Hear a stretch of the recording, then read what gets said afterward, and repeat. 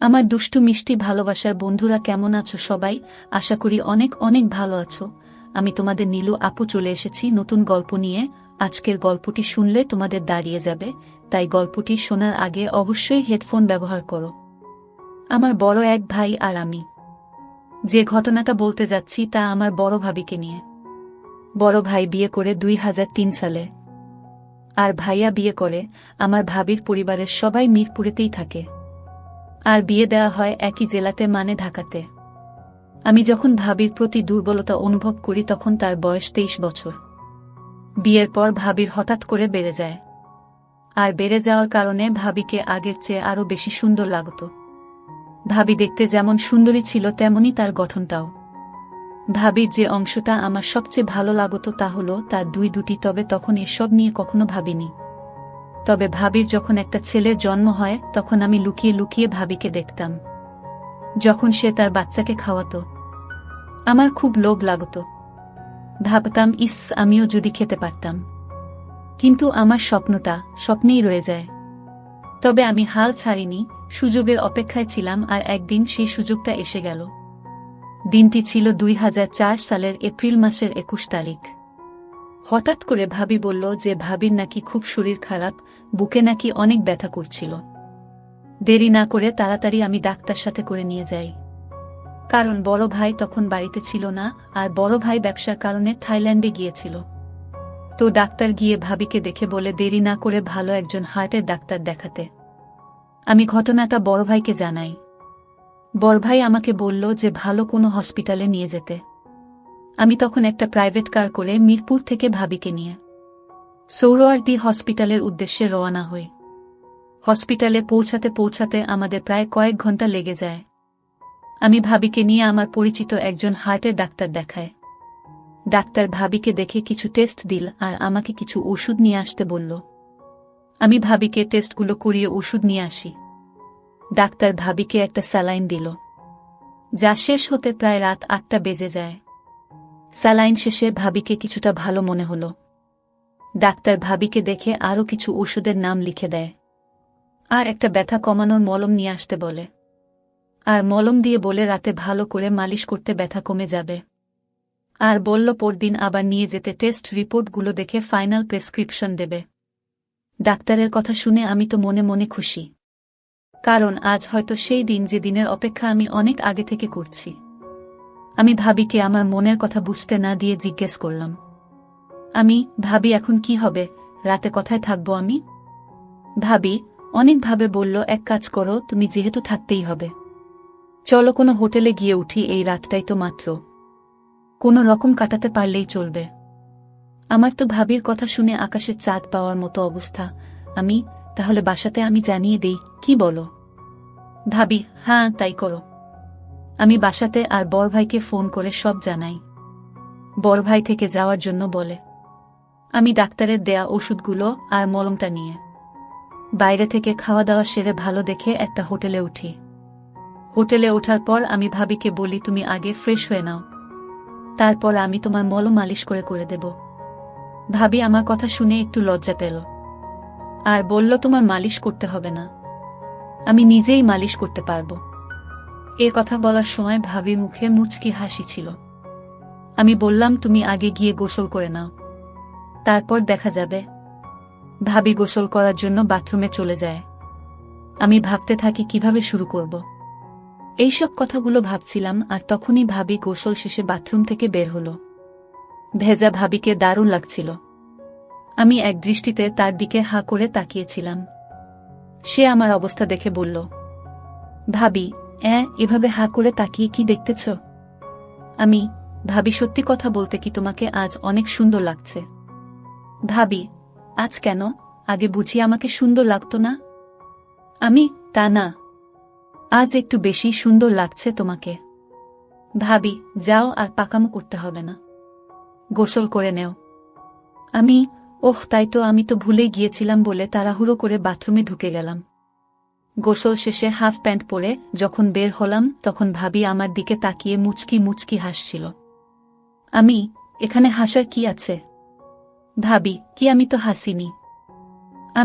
আমি দেখছি। আচ্ছা, তোমার এখন কেমন লাগছে ভাবি? ভাবি, আগের চেয়ে একটু ভালো, তবে বুকের ব্যথাটা এখনো তেমন কমেনি।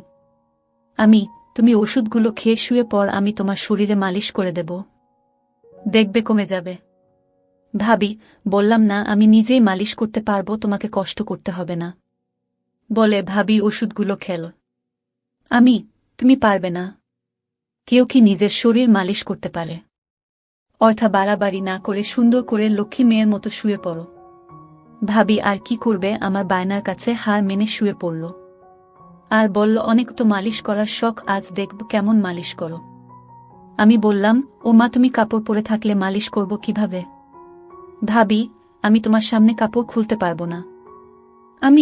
আমি কি তোমার পর নাকি যে আমার সামনে লজ্জা পাচ্ছ? আর আমি তো তোমাকে সব কাপড় খুলতে বলছি না, শুধুমাত্র শাড়িটা। ভাবি, আচ্ছা বাবা, ঠিক আছে, আমি তো এক পলকে তাকিয়ে আছি। তখন আমি মলমটা নিয়ে মালিশ করা শুরু করলাম। ভাবি আমার হাতের পেয়ে চোখ বন্ধ করে ফেলে।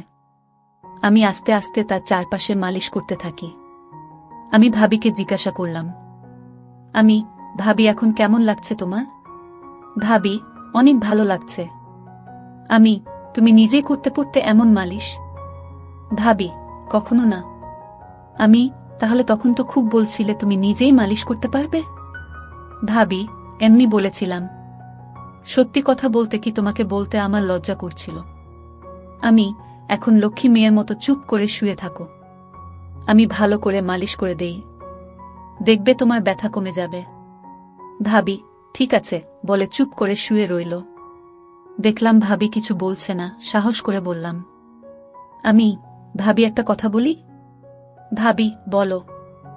ভাবি কিছু না বলে চুপ করে রইল দেখে আমি আবার বললাম, ভাবি তোমার খুলে দেই।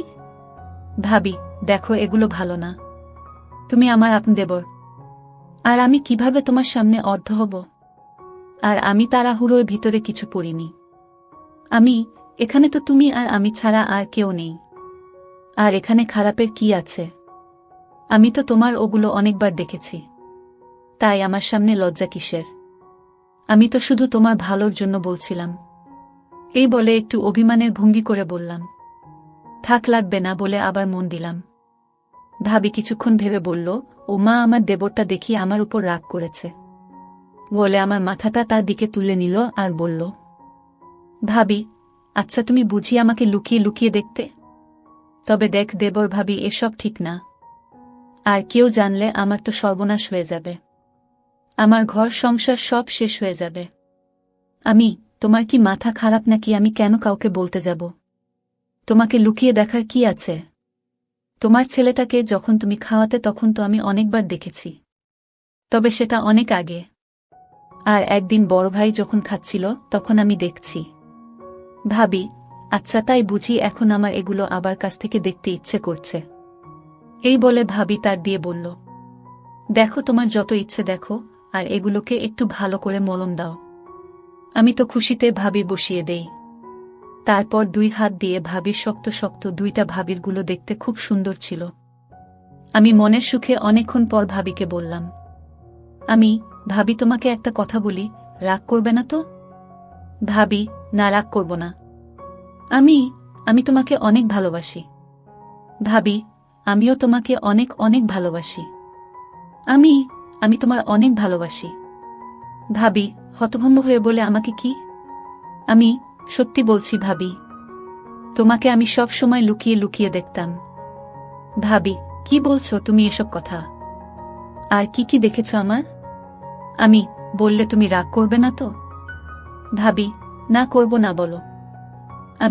একদিন তোমাকে বড় ভাই কাজটাও আমি দেখছি, আর তখন থেকে আমারও তোমাকে খুব ইচ্ছে করত। ভাবি, না বোঝার ভান করে, কি ইচ্ছে করত তোমার আমার সাথে? বড় ভাই যা করছিল। ভাবি, তোমার কি মাথা খারাপ হয়েছে নাকি? তুমি জানো তুমি এসব কি বলতেছ? তাছাড়া আমরা ভাবি দেবর। তুমি তাহলে কিছুই জানো না? আজকাল সবই সম্ভব। আমি অনেকগুলো ছবি দেখছি যেখানে শুধু দেবর ভাবি কেন, ভাই বোন মা ছেলে তো ওইসব কাজ করে।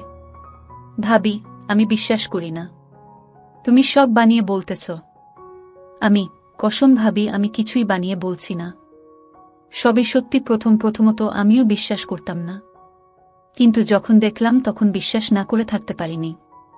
আর এছাড়াও বাজারে অনেক গল্পের বইও পাওয়া যায়, যেখানে মা ছেলে, বাবা মেয়ে আর ভাই বোন, ভাবি দেবরের গল্পে ভরপুর। ভাবি, তুমি কি সত্যি বলতেছ?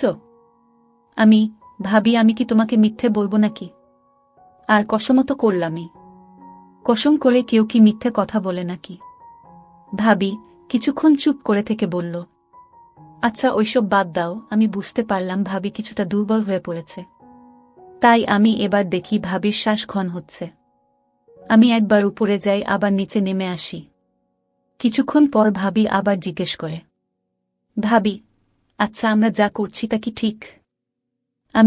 বেঠিকের কি আছে? আর আমরা দুইজন তো মানুষ। আর যদি চায় তাহলে সেখানে সমস্যা তো থাকার কথা নয়।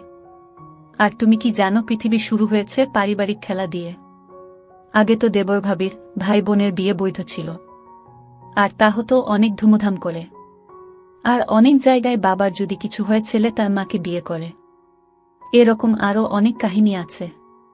ভাবি, তাই নাকি? তুমি এত কিছু জানলে কি করে? বই পড়ে। ভাবি, তাই তো বলি আমার প্রতি তোমার এত মনোযোগ কেন ছিল? আচ্ছা তুমি তাদের মতো আমার সাথে। তুমি যদি মতো দাও তাহলে তোমাকে ভালো করে, আর এটা আমার অনেক দিনের আশা। একমাত্র তুমিই পারো আমার আশাটা পূরণ করতে। ভাবি, হ্যাঁ তুমি। ভাবি, কিন্তু আমার খুব ভয় করছে যদি কেউ জেনে যায়। তুমি আর আমি যদি কাউকে না বলি তাহলে কে জানবে? ভাবি, তা ঠিক, তবে এটা করা কি ঠিক হবে? ভাবি তুমি শুধু শুধু চিন্তা করছো। কিছুই হবে না, আর কেউ জানবেও না। আমরা তো আর সবার সামনে না।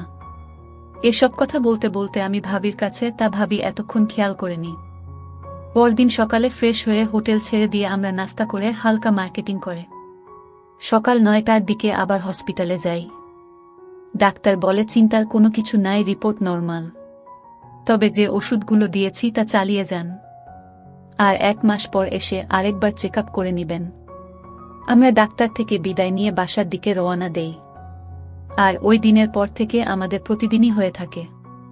আবার কখনো ভাইয়া যদি দেশের বাহিরে যায় তখন আমাদের রাতেও হয়। আর এভাবেই আমাদের ভাবি দেবরের সম্পর্ক চলতে থাকে, যা আজ পর্যন্ত চলছে।